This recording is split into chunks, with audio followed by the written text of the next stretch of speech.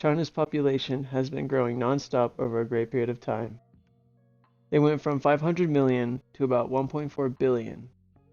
That's bigger than the United States, Europe, and Australia combined.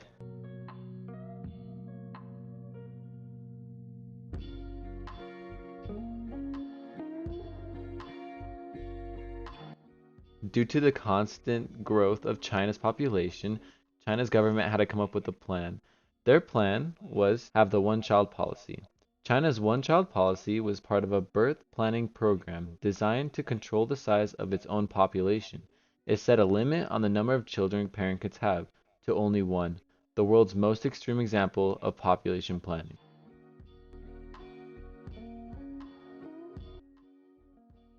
China's one-child policy was intended to help population growth. Instead, it has led to negative unintended consequences, such as diminishing labor force, an aging population, the neglect of basic human rights, and an unbalance in gender.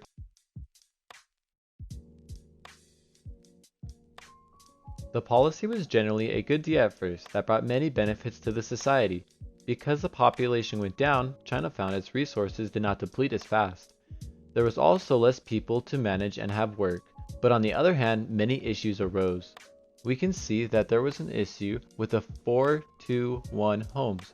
Supporting two sets of grandparents and parents was an overbearing task for just one child trying to sustain himself. Other issues arose, such as not enough laborers in the workforce and a large want for a boy as a child.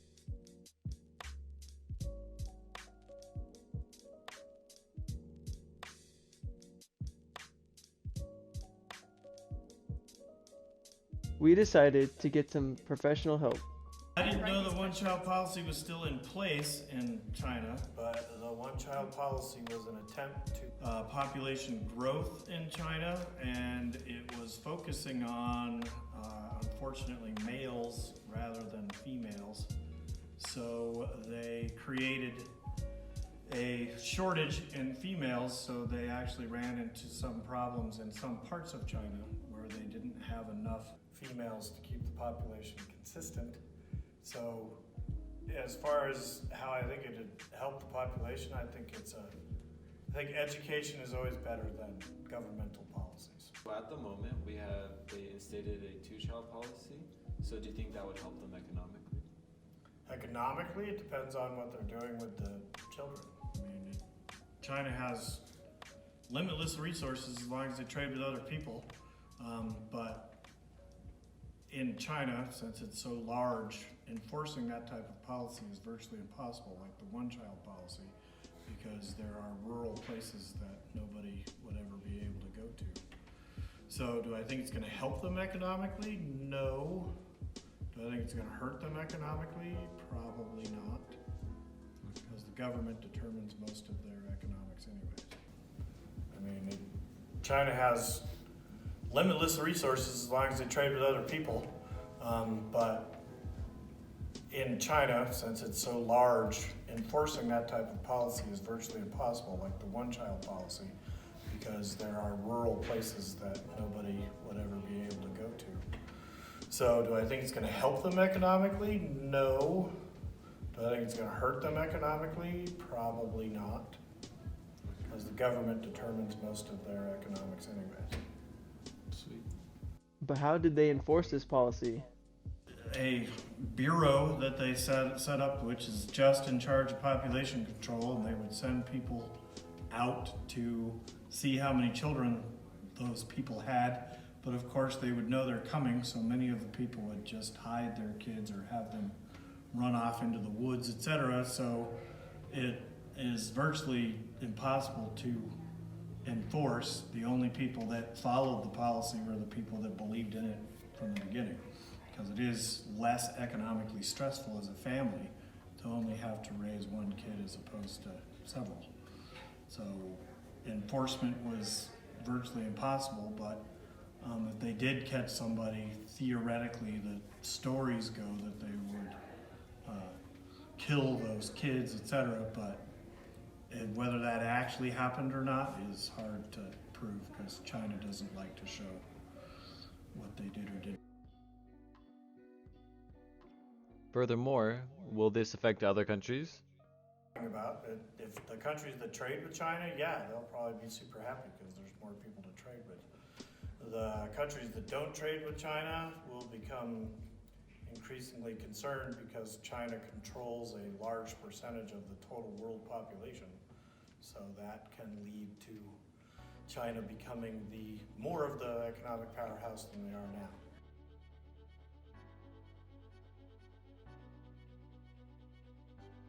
By the thousand, men were moving to other countries to find their soulmate. Romantic, right? Wrong.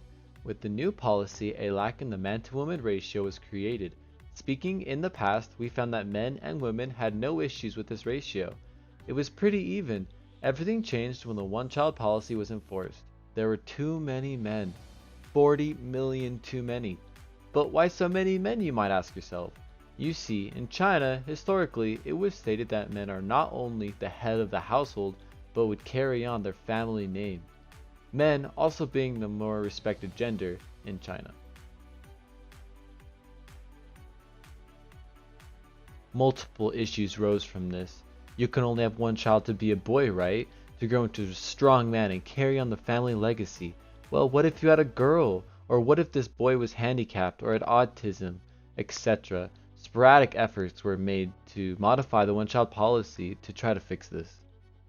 How about an opinion right from the source? Hi, I'm Mr. Chiu. I'm a teacher in Rio Range High School. Originally, I'm from China, which is a country with a large population. And the people there are kind of conservative. They value education, family, and they probably just like other places. Looking for some more information on the one-child policy, we asked Mr. Chu what he knows about it. One-child policy was imposed since 1979. At that time, China predicted the population growth is going to be very large. So it's necessary for the country to control the population. Otherwise, the population will go skyrocket. So one-child policy is a mean to control the population, make it at a level that country can stand. But what is Mr. Chu's opinion on this topic? Family can only have one child. Some kids, they want to have more siblings, but that option was eliminated. So some family may want to have more children, and that choice was also wiped out. So the positive side is the country is going to have a population that is tolerable for the country economy to grow.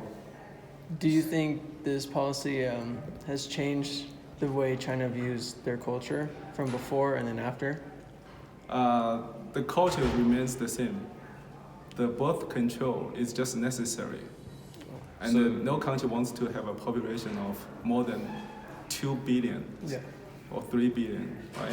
Yes, and that means the resource will be very, very, very limited to each person. So are you for or against the one-child policy? I am for the policy. I'm pro the policy. Okay, slow down and say that again. I'm pro the policy, just because it's very necessary. Now think about the population. It has increased probably like 2 or 3 billions in the last 2 decades. And in our world, the resource is kind of limited. That means we need to take responsibility for the birth control. Not every family needs to have 6, 7 kids. Okay, thank you.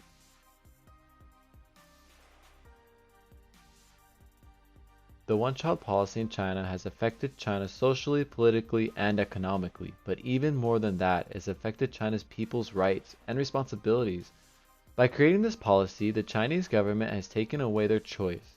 The government, overstepping its authority into the personal life of its citizens, proved ineffective in the total well-being of the nation.